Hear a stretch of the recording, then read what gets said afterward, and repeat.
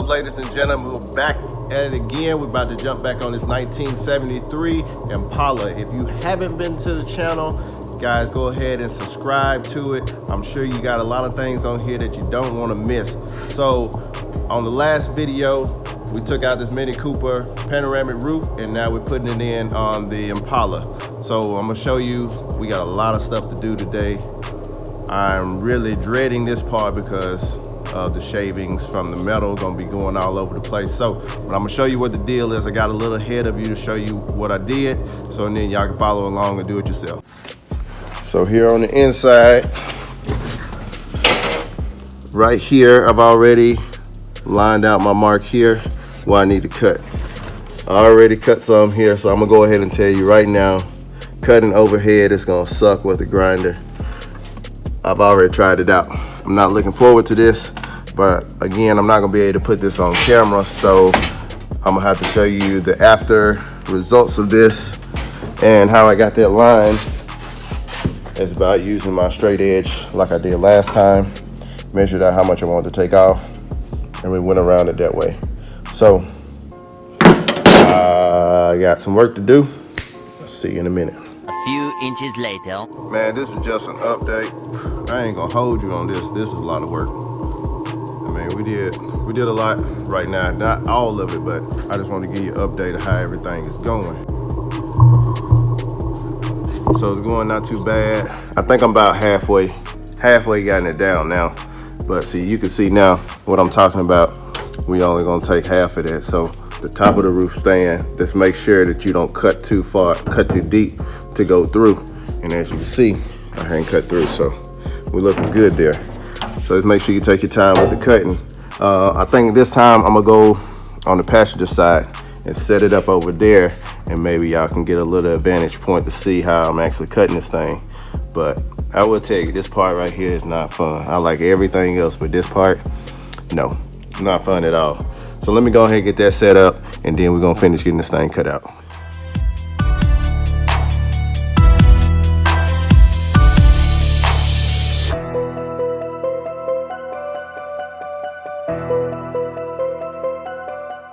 All right, as y'all see, this thing is ready to come down.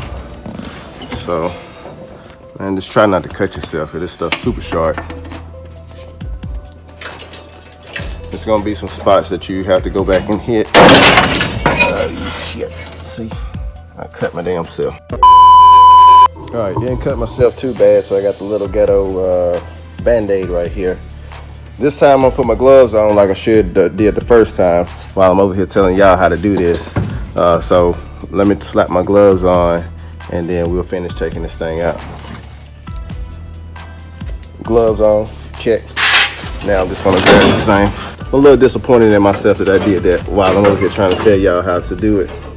And I just said to myself, don't cut your hand. Don't cut your hand, but this is what got stuck, and this is why it cut me, because of that glue right there that was holding. And when I was trying to take it off, that's how it ended up getting cut. But let's take your screwdriver, or pull it however you want to, whatever it takes to get it off. There we go. There we go, baby. There it is. So now we all done. But this is what she should look like after it's all cut out. So now we're gonna go ahead and install the panoramic roof. And got the roof in right where I want it. Like I was telling you guys, I want it to overlap over on the top. And if you can see under the bottom, perfect. See those holes right there? That's where the panoramic roof bolts onto. So I left a lot of room for that, and this thing looks phenomenal, just like this. So now all we gotta do is I'm gonna take 36 grit on a grinder wheel, and I'm gonna take off all the paint on the existing body and on the panoramic roof part, and then it'll be time to weld. But I'm gonna give you another shot of this. Here's the bird's eye view of it in there. Man, that turned out great.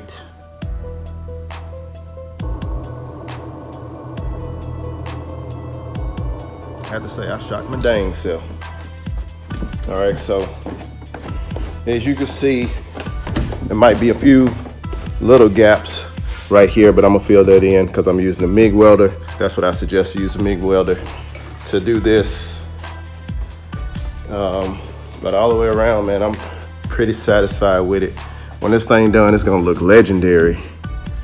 Man, this looks good. Okay, so guys, y'all already know the deal. Let's get to work.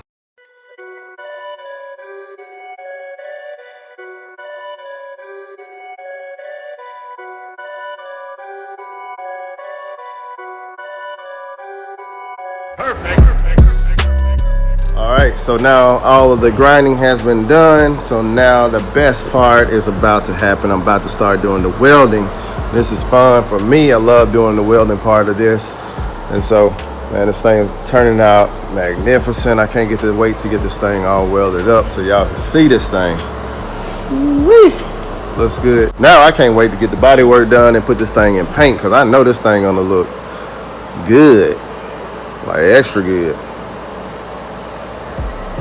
I know this thing gonna look real good once it's done. So let's throw on some welds and let's get this puppy finished.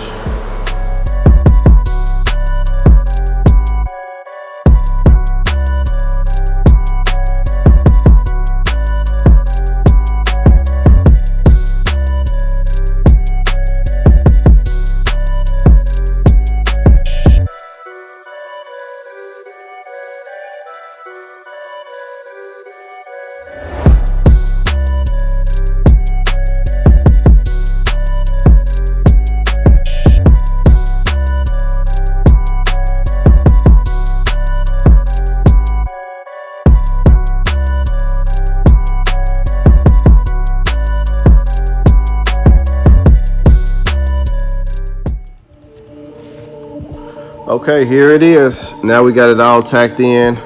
I got everything sitting here nice. And that, just for all you people out there gonna say, oh, it's gonna break the structural integrity of the car. No, look at this, no flex. Because the way I did it, you're not gonna get flex like that. So see, this is solid. Solid as a rock. So underneath, when you putting this lip right here, you adding strength back into it. So when I put tacks up under here, it's really gonna make it even harder. But right now, we have no flex. None of these sides are flexing. See where it's not welded at? Watch this. See, you got flex there, but you have no flex here. See that? See that? No flex anywhere. So once all this stuff gets welded up solid, it's gonna be 100. So I did go ahead and weld up solid over here. I welded it up right here. So one thing I noticed that I can't do, or you can't do, is go with a straight bead all the way. It's really gonna have to be little bitty tacks all the way down, because this metal right here is very thin. On the Mini Cooper, it's very thin. Now the metal on the old school is good. So if it were all like the old school, it'll be perfect. You could just go with a straight line bead and run it and won't have no issues. So that's pretty much it. That's the only advice I can give you on that, is just slightly just tack it all the way down. I'm gonna do a few on the thing. So now I like it where it's at. I'm happy with it. So now I'm gonna go ahead and lay down some tacks all the way down this line right here.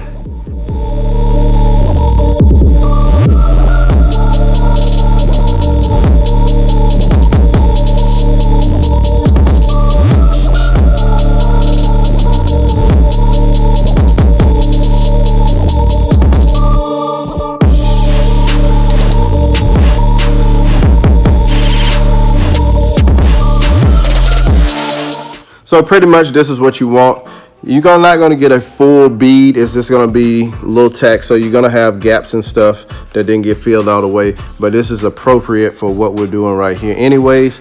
Then we're gonna come back and hit this thing with fiberglass filler. And then we're gonna hit it with some Bondo. Get everything nice and smooth so it'll look as one. Guys, that's pretty much it for this video. I'm gonna go ahead and finish all this welding up on the roof, so I can go ahead and have that completely done. So, and then when we come back, you'll be able to see it all welded up tight. Then we're gonna go hit it with the fiberglass filler and finish this thing out on the next video. And if you haven't done so already, go ahead and follow your boy on Instagram, where you can see and be up to date on all of the builds before YouTube. And like always, hit that like button and smash that subscribe, and I'll see you on the next video.